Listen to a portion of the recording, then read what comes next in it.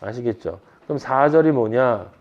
지금 공의와 정의를 행하는 것은 제사 드리는 것보다 여호와께서 기쁘게 여기시는데, 여러분도 아는 것처럼 제사만 드리는 사울처럼 제사만 드리면서 공의와 정의를 행하지 않는 자가 있단 말이죠. 근데 그가 그렇게 행할 수 있는 것은 4절에 나와 있는 것처럼 눈이 높기 때문이고 마음이 교만하기 때문이야. 마음이 교만하기 때문에. 그리고 그들은 세상에서 왕이기 때문에 자신들이 하는 것을 형통하게 이룬다라고 하는 거예요. 근데 그걸 아버지는 다 죄라고 그래요. 왜? 눈이 높은 것과 마음이 교만한 것과 악인이 형통한 것은 다 사탄의 자식의 특징이기 때문에 그렇다. 사탄의 자식의 특징이기 때문에 관역을 잘못 쐈다 이 말이에요. 우리의 삶의 관역을 하나님을 향해 서 있어야 되는데, 빛을 향해 서 있어야 되는데 사탄을 향해 서 있으니까 선악과를 선택함으로써 나는 사탄의 자식이 될래요 라고 선택을 했으니 그걸 아버지가 당연히 죄라고 하지 않겠어요. 네. 세상 사람들은 죄를 행위라고 규정하고 법에서 행위의 죄를 규정하지만 하나님 아버지는 죄를 행위로 보지 않아요. 선택으로 보지. 죄는 선택의 죄예요. 영의 선택. 그 영의 선택이 죄예요. 예. 그것이 우리가 늘 얘기하는 행복을 선택하느냐, 행복감을 선택하느냐 그 얘기잖아요. 예. 그럼 눈이 높다는 건 뭐냐? 눈이 높으면 어떻게 되겠어요? 당연히 나머지 것들이 다 밑에 있는 거예요. 밑에. 눈이 높으면 나머지 것들을 다 내려다본다라고 하는 거예요. 보통 남녀 만나면서 쟤는 되게 눈이 높다라고 이야기하는데, 눈이 높다는 것은 사실은 높기 때문에 모든 것을 내려다보는 것을 뜻하는 것이고, 모든 것을 내려다보는 자를 우리는 뭐라고 그러냐면 거만한 놈이라고 그래요. 거만하다. 예, 그 거만한 놈은 왜 거만하냐? 눈이 왜 높냐? 마음이 교만하기 때문이야. 예, 마음이 교만하기 때문이에요. 자, 그러면 교만이라는 것은 뭐냐? 그건 자기 자신이 최고라고 생각하는 자, 또는 최고여야만 당연하다라고 생각하는 자, 최고가 되고 싶어서 안달난 자가 교만한 자고, 거만한 자는 누구냐? 그런 교만한 자가 가지고 있는 마음의 상태를 거만이라고 하는 거예요. 거만. 그는 다른 모든 존재를 무시할 수밖에 없어요. 예. 그리스도인은 절대 패거리를 구성해서 살 수가 없어. 어떻게 그리스도인이 어떤 사람들하고는 가깝고 어떤 사람들하고는 가깝지 않고, 예? 나와 급이 맞고 급이 안 맞고 이런 것을 구분한다라는 건 그 스스로 자신이 나는 눈이 높고 마음이 교만하고 그런데 이 세상 일은 형통한 사람이다 라고 폼 잡는 존재고, 아버지가 한마디로 넌 죄야 라고 얘기하는 것과 마찬가지다 라고 하는 거예요.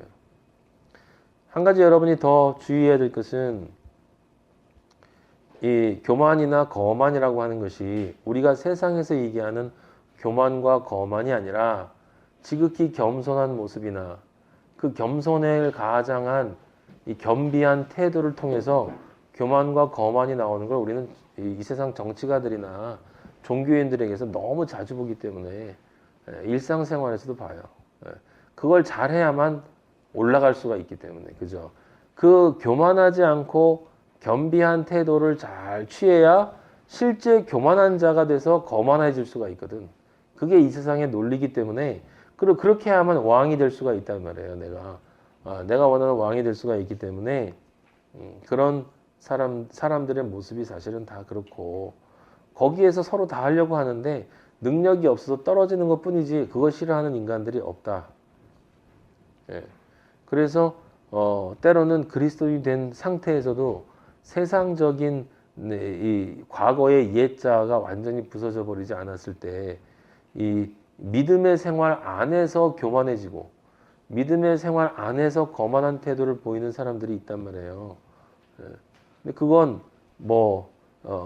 나쁘다라는 게 아니라 사실은 우리가 원래 그런 존재이기 때문에 어쩔 수 없이 거쳐야 되는 과정이에요. 저도 그랬고 그것들이 부서져 나가야 되는 거예요. 그게 그리스도예요. 그러니까 그게 있느냐 없느냐가 아니라 없으면 우리가 예수님이지. 있는데 반드시 부서져 나가야 한다는 거예요. 그리고 그것이 있는 것 때문에 내가 마음의 아픔과 고통을 느껴야 된다. 영적으로 그걸 느껴야 한다는 거예요. 자, 그래서 5절에 보면 부지런한 자의 경영은 풍부함에 이를 것이나 조급한 자는 궁핍함의 일을 따름이다 라고 얘기했죠. 그러면 여기 부지런한 자의 경영이라 할 때 부지런은 뭐겠습니까? 그건 다른 게 아니라 위에 있는 것처럼 내가 교만한 존재가 되어서 거만한 자가 되어 그리고 이 세상의 일이 이 선악과의 일들 잘 먹고 놀고 폼나는 그 일에서 형통하기 위해서 부지런한 것이 아니라 거기에서는 게을러지고 그렇지 않은 존재가 되기 위해서 부지런하게 움직이는 것. 그러니까 잠언에서 우리가 흔히 얘기하는 것처럼 게으른 자야 가서 개미가 하는 일을 배워라라는 것을 가지고 아버지가 생각하시는 정반대의 이 눈이 높고 마음이 교만한 자가 되기 위해서 써먹는 인간들이 얼마나 많냐라고 하는 거예요. 여기 부지런한 자의 경영이 풍부함에 이른다라고 하는 것은 아버지의 하늘의 복이 풍부해진다라고 하는 것인데 그것은 무엇에 부지런하냐? 우리가 디모데후서 3장 14절에 보면 너는 배우고 확실한 일에 거하라 그랬단 말이에요. 배워야 한다는 거야. 배워야 하는 것에 가장 부지런해야 된다는 거지. 성경을 배우는 것에 제1로 부지런하지 않은 사람은 그리스도인이 아니에요. 예, 성령을 받은 사람은 그럴 수밖에 없어. 그건 내가 이렇게 해야 된다 저렇게 해야 된다가 아니란 말이에요. 그냥 그렇게 될 수밖에 없다니까. 왜냐하면 내 안에 아버지의 영이 있기 때문에 진짜 성경을 바로 배우고 싶은 마음이 있고 확실한 일에 거하고 싶은 마음으로 가득 차 있기 때문에 안 배우고는 못 견딘다라고 하는 거 그런 말씀을 찾으면 그걸 계속 듣고 싶어 하는 거예요. 달고 오묘한 그 말씀이라는 말이 그런 뜻이란 말이에요. 사탕처럼 달 게 아니라 사탕처럼 달지 않기 때문에 빌립보서 4장 9절에도 나와 있어요. 너희는 내게 배우고 받고 듣고 본 바를 행하라. 너희는 내게 배우고 배워야 되는 거야. 받고 받아야 되는 거야. 듣고 들어야 되는 거야. 그것을 또 본바 보아야 되는 거예요. 그리고 그걸 행해야 되는 거야. 여기에 부지런해야 되는 거야.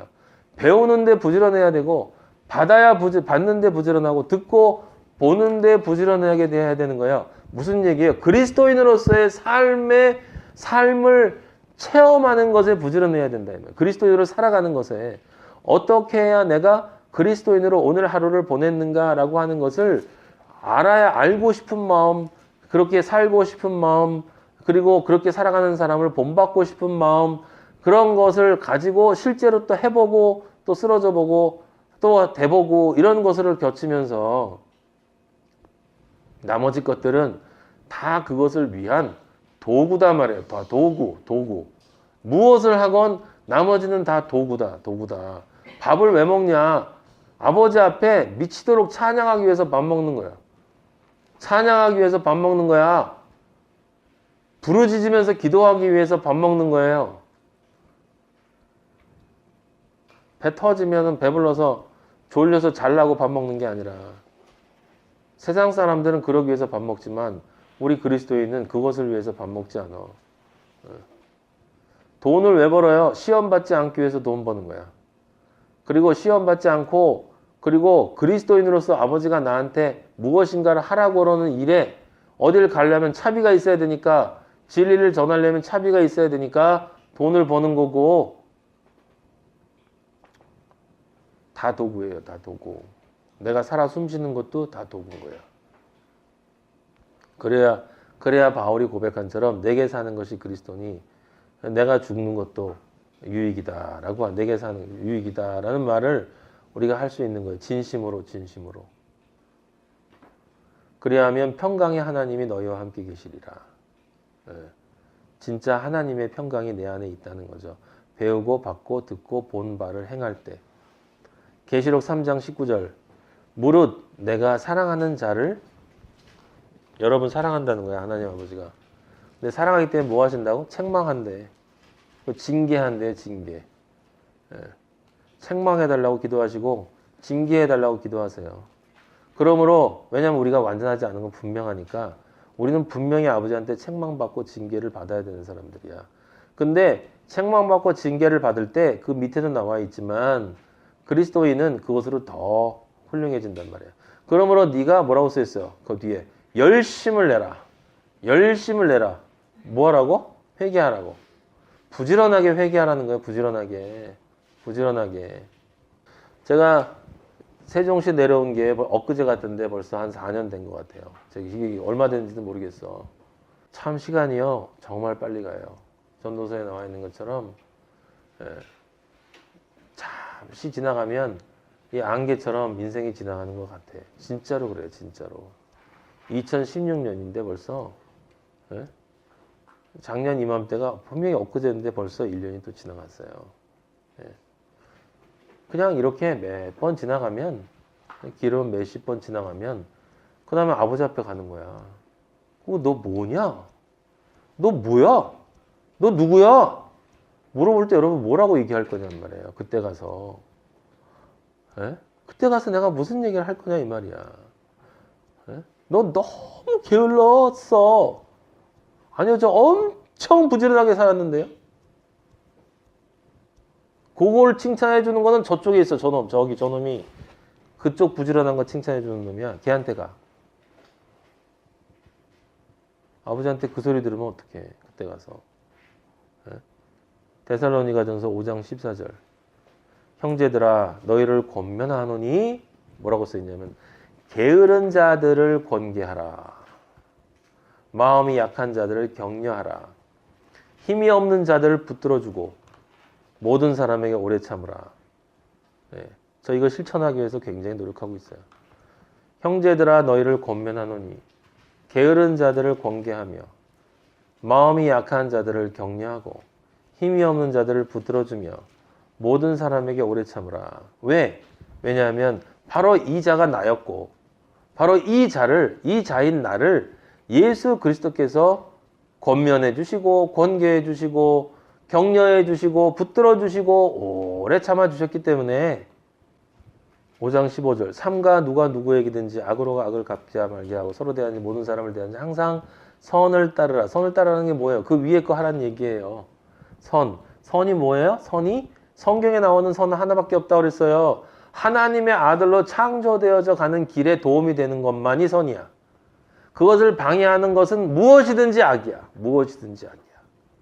하나님의 뜻이 그것이기 때문에 그것이 바로 하나님의 뜻이고 그래서 하나님의 뜻에 어긋나는 게 악인데 하나님의 뜻은 여러분이 바로 하나님의 아들들이 되는 것이기 때문에 하나님의 아들들이 되어져가는 과정에 방해가 되는 것을 하면 다 악한 일을 행하는 거야. 5장 16절 뭐라고 그랬어요? 항상 기뻐하라고 그랬어. 항상 기뻐하라. 쉬지 말고 기도하라. 쉬지 말고 기도하래. 범사에 감사하라. 이것이 그리스도 예수 안에서 너희를 향하신 하나님의 뜻이니라. 실제 이렇게 하라고 참 많은 목사님들이 얘기하는데 이렇게 할 수 있는 사람은 아무도 없어. 아무도 없어. 어떻게 우리가 항상 기뻐하고 쉬지 말고 기도하고 범사에 감사해요? 그럴 수 없어요. 하지만 나는 비록 약하나 우리 주 예수 그리스도는 강하세요.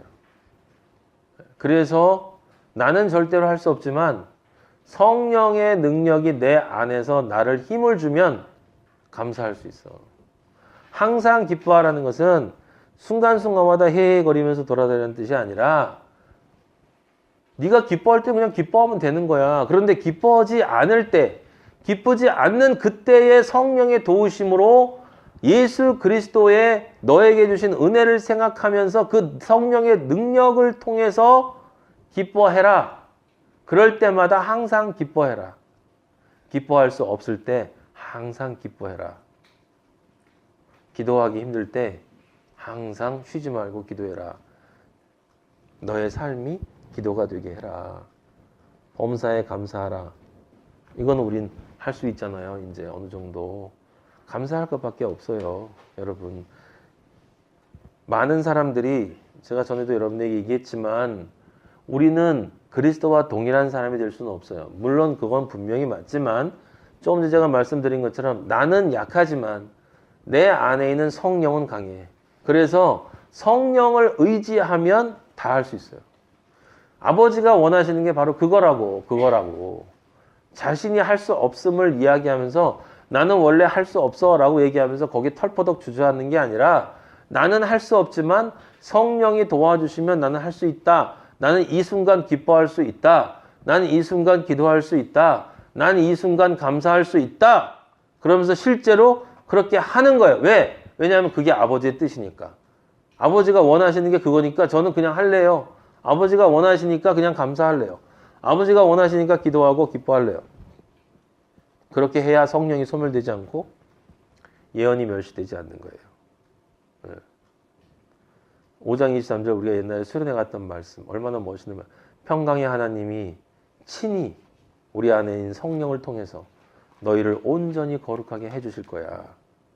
그리고 너희의 온 영과 혼과 몸이 우리 주 예수 그리스도께서 강림하실 때 흠없게 보존되기를 원하노라. 어떻게 흠없게 보존돼? 성령의 능력으로.